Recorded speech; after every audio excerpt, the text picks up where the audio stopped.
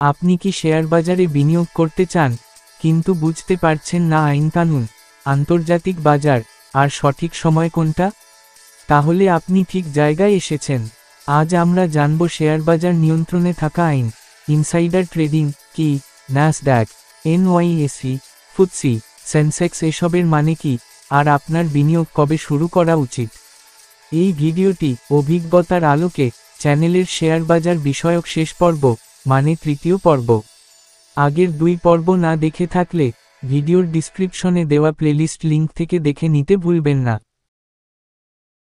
আইন ও নীতিমালা সম্পর্কিত প্রশ্ন। 1. শেয়ার বাজার নিয়ন্ত্রণে কোন আইন আছে? বাংলাদেশে শেয়ার বাজার পরিচালিত হয় সিকিউরিটিজ অ্যান্ড এক্সচেঞ্জ অর্ডিন্যান্স 1969 এবং securities and exchange commission act 1993 অনুযায়ী। এই আইনের অধীনে কাজ করে বিএসইসি, যার পুরো নাম Bangladesh securities and exchange commission. 2. Insider trading কি? যখন কোনো কোম্পানির অভ্যন্তরীণ গোপন তথ্য ব্যবহার করে কেউ শেয়ার কেনে বা বিক্রি করে, তখন একে বলে ইনসাইডার ট্রেডিং। এটি অবৈধ এবং অন্য বিনিয়োগকারীদের প্রতি অন্যায় কাজ। 3. বাজার নিয়ন্ত্রণে বিএসইসি কি পদক্ষেপ নেয়? শেয়ার ইস্যু অনুমোদন দেয়, লেনদেন নিয়মিত মনিটর করে, জালিয়াতি রোধে জরিমানা ও তদন্ত করে, বিনিয়োগকারীদের নিরাপত্তা নিশ্চিত করে। 4. বাজারে জালিয়াতি ঠেকাতে কি পদক্ষেপ নেওয়া হয়? ট্রেডিং অস্বাভাবিক হলে তদন্ত শুরু করে, কোম্পানির রিপোর্ট যাচাই করে, সাসপেনশন বা জরিমানা করা হয়, ইনসাইডারদের তথ্য প্রকাশ বাধ্যতামূলক করে। আন্তর্জাতিক শেয়ার বাজার সংক্রান্ত প্রশ্ন। 1. বিশ্বের প্রথম শেয়ার বাজার কোথায় স্থাপিত হয়? 1602 সালে নেদারল্যান্ডসের আমস্টারডামে বিশ্বের প্রথম স্টক এক্সচেঞ্জ প্রতিষ্ঠিত হয়। 2. এনএএসডিএকিউ ও এনওয়াইএসি কি?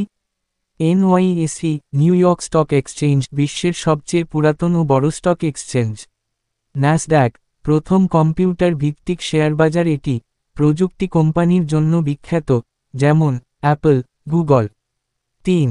সেন্সেক্স ও নিফটি কি?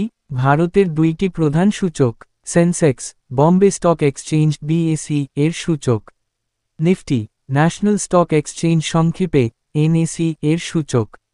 4. ডাও জোন্স কি?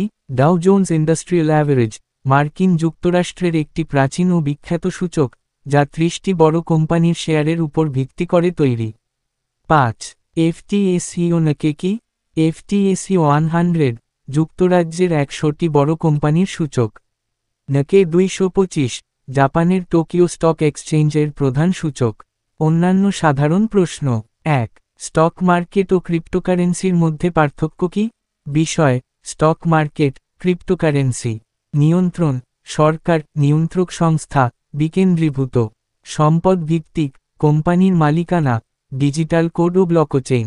স্থিতিশীলতা, তুলনামূলক বেশি, খুবই অস্থির। লভ্যাংশ, পাওয়া যায়, সাধারণত না। 2. শেয়ার বাজারে সবচেয়ে লাভজনক সেক্টর কোনটি?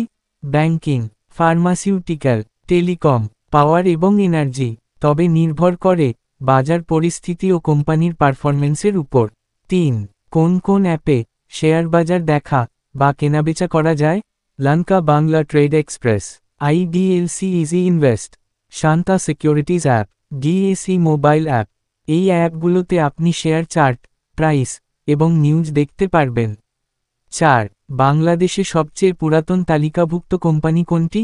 ব্রিটিশ আমেরিকান টোব্যাকো অর্থাৎ বিএটিবিসি। এটা প্রতিষ্ঠিত হয় 1910 সালে, তালিকাভুক্ত হয় বহু বছর আগে থেকেই। 5. বিনিয়োগ করার সঠিক সময় কখন? যখন বাজার পড়ে থাকে, অর্থাৎ বের মার্কেটের সময়। এই ব্যাপারে পার্ট 2 ভিডিওতে বলা হয়েছে।